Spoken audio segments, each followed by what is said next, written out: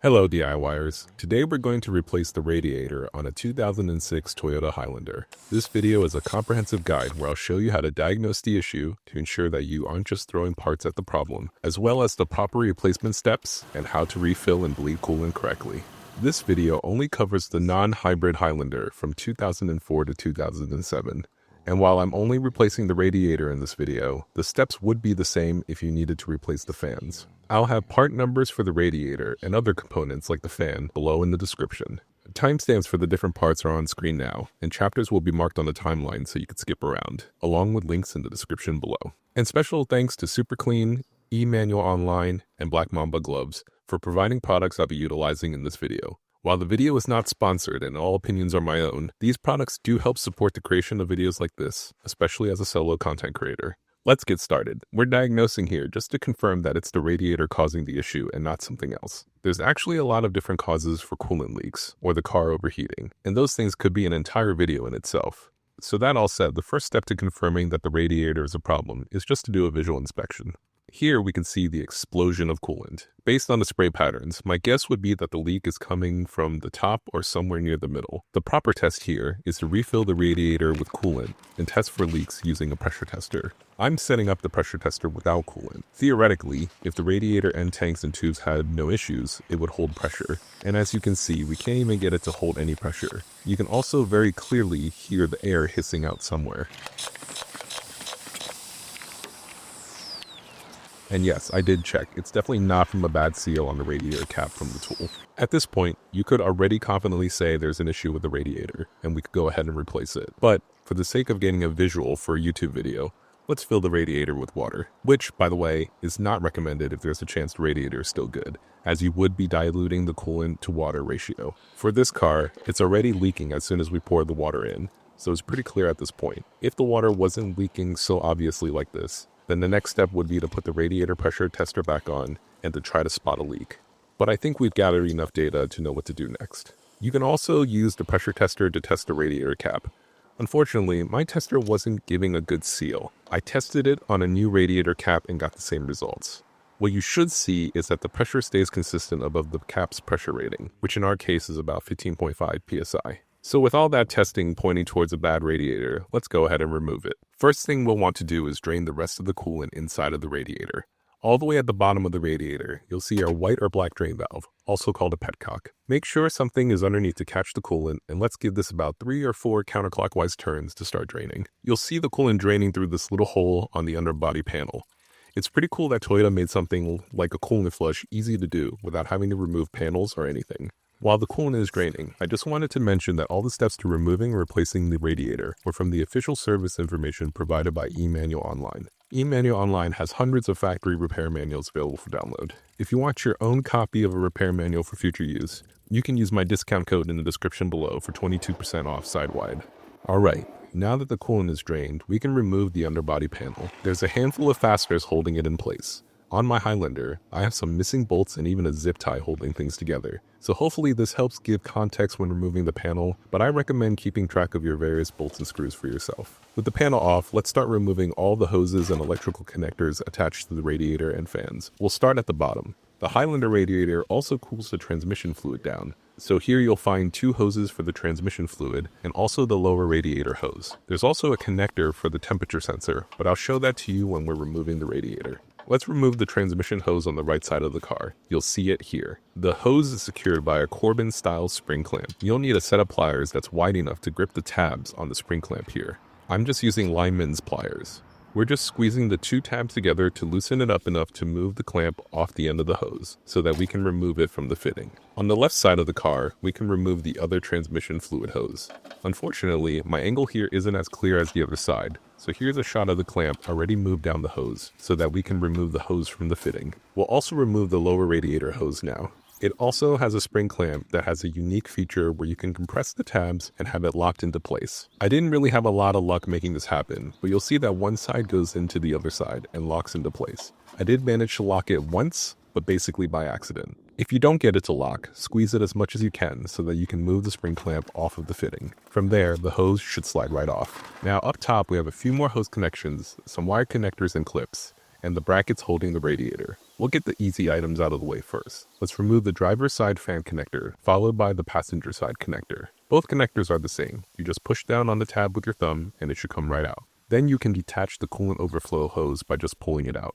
And finally, we can work on moving the spring clamp that connects the upper radiator hose to the inlet fitting. My radiator hose came off without an issue, but you may need to twist it to break it loose. Next, the biggest pain in the entire process is finding all the retaining clips that hold the fan wiring in place. Here's the one easiest to see. For this one, I'm using a screwdriver to flip it open. Once it's open, the wire comes right out. And just so that you have a better reference shot, here's the fan already removed. I found better luck using a 90-degree pick, and hopefully this view gives you a better shot of how the clips are opened. There's 6 clips in total, and these are all the locations for them. And back at the car, here's my attempt to show the remaining clips and how to remove them back on the vehicle. Some of these clips, like these two, are easier to remove from the bottom of the car.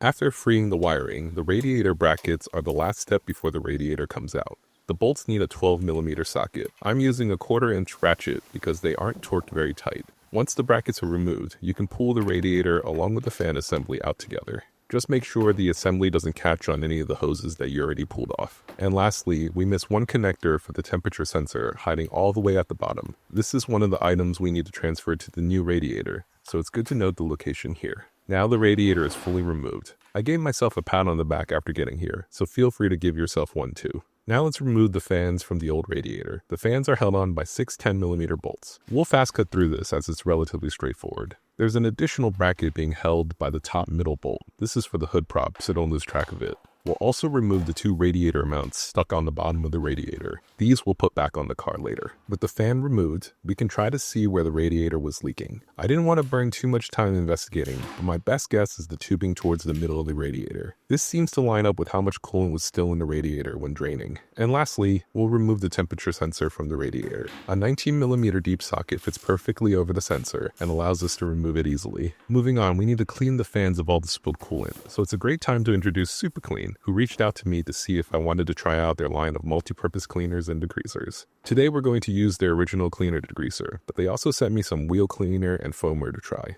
I'll let the product speak for itself, other than saying that Super Clean did not damage the plastic housing of the fans. All I did was use a disposable shop towel and everything cleaned up nicely. I was even able to use it to clean up the lift platform, as well as the temperature sensor and the mounts that were covered in coolant. Now thanks to Super Clean, we're ready to install the fans onto the new radiator. I'm using a Denso radiator, which is the OEM brand that Toyota uses for their factory radiator. This particular one is for the non-towing version of the Highlander, so it's slightly thinner than the one that was removed. It's fine on this particular Highlander since it doesn't have the tow package and won't be doing anything heavy duty. If your Highlander does have the tow package, or what would be considered heavy duty on a Highlander, please make sure you're buying the 1-inch thick version of the radiator. I'll have links below for the Toyota OEM part numbers and also the Denso OE versions of the radiator. The 6 fasteners holding up the fan to the radiator need 69 inch-pounds of torque, which I know from using the service information provided by eManual online, links below in the description. There isn't specific guidance on the order to fasten the fan, so I'm just starting in the middle and working my way out, which is how we would usually replace things like a valve cover. Let's also make sure the bracket for the hood prop goes back into the top middle. From there, let's use a 1/4-inch torque wrench to tighten everything to 69 inch-pounds. We can also install the temperature sensor by removing the cap on the new Denso radiator. I didn't see any torque specs for the temperature sensor, but the radiator is plastic, so hand tight is probably good enough. For the sake of the video, I measured what hand tight for me was, and it was about 4 foot-pounds or 48 inch-pounds. Honestly, even that felt like it was too much. The only thing left after that is to remove the rubber caps on the transmission line fittings. We'll also put the radiator cap back on here, just to not lose it and to make sure that nothing falls into the radiator while we're installing it. Back at the vehicle, let's put the lower radiator mounts back into the car. They go on the frame where these holes are. They fit in pretty loose, so you can just drop them in. And while I was doing that, I saw all the cooling crud that was still left over.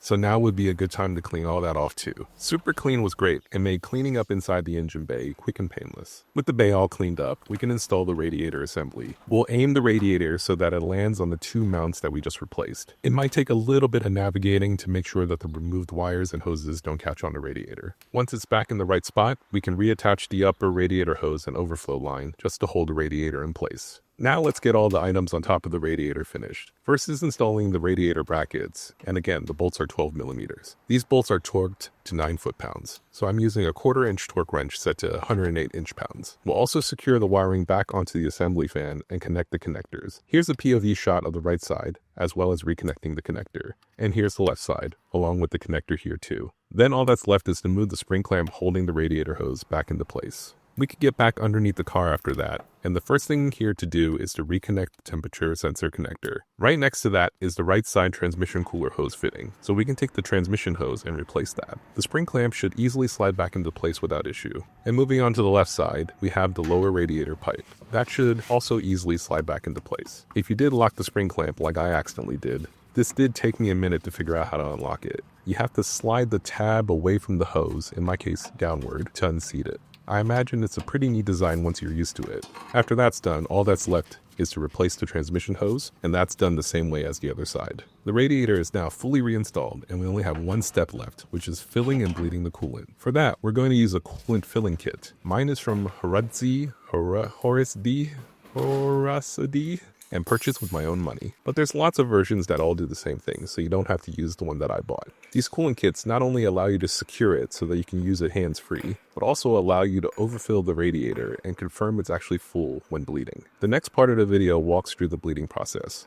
But I do think tools like this really help make things easier, so I wanted to share and provide links in the description too. Now that the funnel is all set up, let's secure it to the radiator and start filling the coolant. We're using OEM Toyota Super Long Life coolant, which is usually referred to as Toyota Pink. I needed about 1.5 gallons, so make sure you buy 2 when buying it from the dealer. I'll also have links to some aftermarket alternatives, since Toyota Pink is a bit expensive. After the radiator is full and the coolant begins to stay in the funnel, fill the funnel up about another third of the way. We'll use this coolant reserve for the bleeding part. Let's also do a quick check to make sure that the coolant isn't leaking to confirm we installed every hose and clamp back on properly.